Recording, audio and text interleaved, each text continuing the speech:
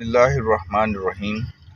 آج اللہ تعالیٰ کا ایک اور حکم بیان کرتے ہیں جو کہ سورہ البقرہ آیت نمبر 188 ہے، 188۔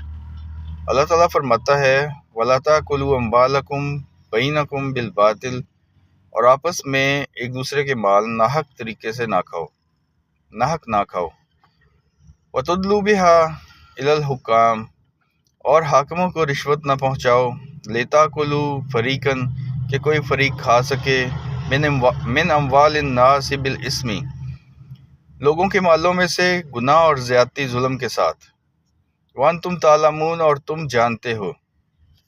اللہ تعالیٰ فرماتا ہے کہ آپس میں ایک دوسرے کے مال ناحق نہ کھاؤ، اور حاکموں کو رشوت پہنچا کر کوئی فریق لوگوں کے مالوں میں سے ظلم اور زیادتی کے ساتھ نہ کھائے۔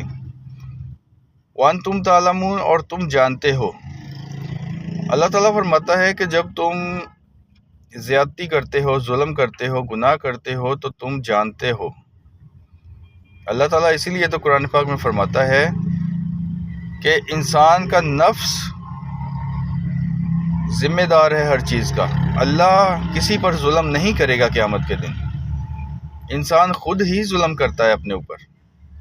وَأَنْتُمْ تَعْلَمُونَ کا مطلب ہے کہ تم جانتے بوجھتے ہوئے غلط کام کرتے ہو، اور اسی وجہ سے تمہیں سزا ملے گی۔